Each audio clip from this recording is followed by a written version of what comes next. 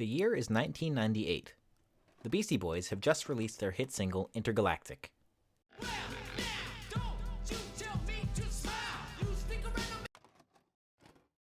Dale Earnhardt has won the Daytona 500.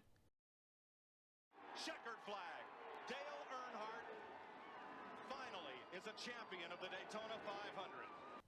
But perhaps the most culturally significant event to occur that year came from something smaller. The sequel to 1996's beloved game, Resident Evil.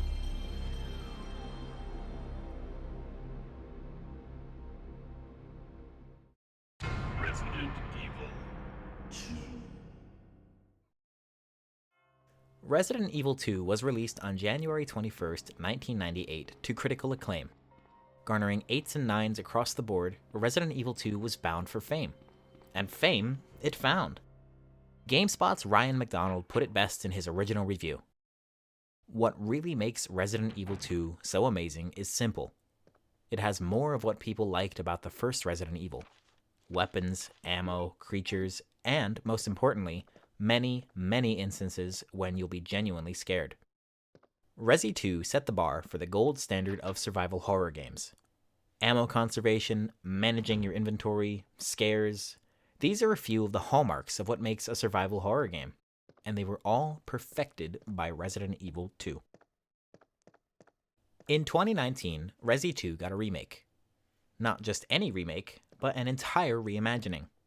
With newly revamped controls, a complete visual makeover, and an entirely new camera system, Resident Evil 2 Remake took the world by storm. Following the release of 2017's Resident Evil 7, fans were extremely excited. The series had come back after a 5-year dormancy, and it looked like Capcom knew what they were doing.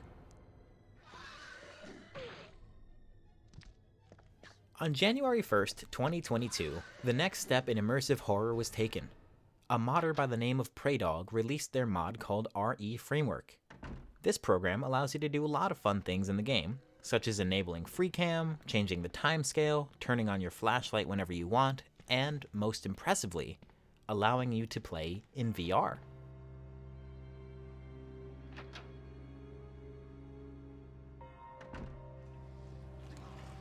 Remember how Ryan McDonald mentioned being genuinely scared? Well, prepare to change your pants multiple times with this mod.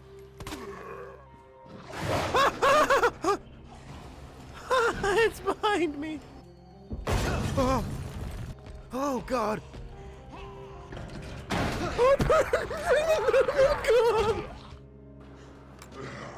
Resident Evil is as scary as it is gory. Very. From being chased by Mr. X to cowering next to a liquor, I can't remember the last time I was this scared. What may be a throwaway encounter with one zombie without the mod turns into a terrifying fight for your life, as your very own hands attempt to betray you by shaking so badly that you miss with one of your 3 remaining bullets. I found myself constantly scrounging for more ammunition, having wasted most of it by missing my shots due to fright.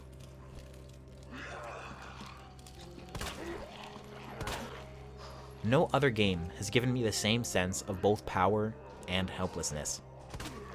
When I had ammo in my shotgun or magnum, I felt invincible. At least until I had 2 shots left in each. That's when the true horror began. All of a sudden, I wasn't action hero Leon S. Kennedy.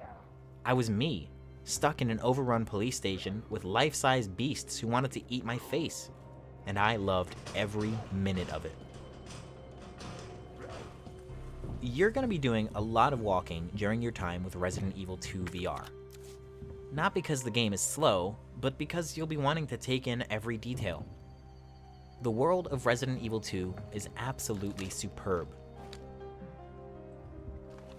I found myself looking at the environment and paying close attention to details that I missed the first time I played through on my desktop.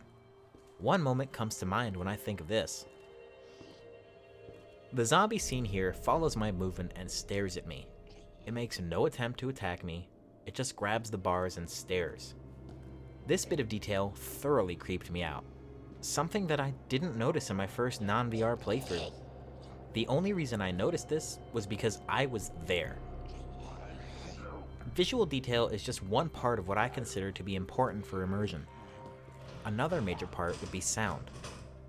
Resident Evil 2 Remake is no slouch when it comes to sound design. It is a champion visually and auditorily. If watching a zombie tearing your savior in half is terrifying, then hearing someone tap on a window behind you is the creeping horror from your worst nightmares. There were many slow moments throughout my time with RE2 in VR, where I found myself dreading whatever was around the corner due to the horrible sounds shambling my way. Playing through Resident Evil 2 in VR, I did something I wasn't expecting. I discovered something about myself. When approached by a stressful situation, I focus on one aspect of it and only one aspect of it.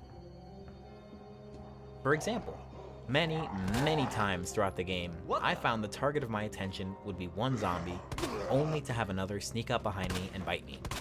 Bam! That would be the end of me if this had been a real apocalypse. This is why I always stress the fact that immersion is one of the most important features of a VR game. No other game has caused me to weigh my options as much as Resi 2. No other game has struck fear into me quite like Resi 2. The simple act of being chased down a hallway by a slow, shambling zombie was enough to get my heart racing. Discovering that my only salvation was blocked by another mindless monster was enough to let the hopelessness of that situation sink in. No other game has made me as scared for my life as Resident Evil in VR. When you feel as if every decision you make could come to bite you in the rear later, you stop thinking that you're playing a video game, and you start to plan as if your very life depends on making your last bullets count. The VR mod for Resident Evil 2 Remake captivated me. It's been a very long time since I felt the drive to strap on my headset for hours on end, only coming out to make sure my recording software was still running. Despite screaming like a 10-year-old every 20 minutes, I couldn't stop playing. It was like something had taken hold of me, and I was compelled to beat the game. There are only a few games in general that I can claim have captured my attention like that. Outer Wilds and Nier Automata to name a few. Each game had different reasons as to why I was pushed through to their ends. Outer Wilds weaved a beautiful story about accepting that the end of things is always inevitable, while Nier Automata showed that there can be beauty found in even the most tragic and dire of circumstances. What is Resident Evil 2's reason? To me, it showed that the tenacity and drive of just one person can make all the difference in the world. Following Leon Kennedy, rookie cop on his first day on the job, was a journey that I have no regrets taking. Despite overwhelming odds, you, as Leon, saved the city. It's up to you to figure out how to stop the outbreak and also keep yourself alive. Through car crashes, losing friends, being relentlessly chased, and getting in way over your head, you and Leon both overcome a hostile and terrifying world, all because it's simply the right thing to do. Playing through Resident Evil 2 Remake in VR was an absolute pleasure. It was, without a doubt, the scariest game I've played in VR to date. The immersion and joy I felt while blasting away zombies is simply unmatched. Having to choose between using my flashlight and aiming properly was a stressful decision every time. Standing in Leon's shoes made me question how I'd be able to manage during a zombie outbreak were to happen in real life. This mod made me appreciate the virtues of VR gaming even more than I already had.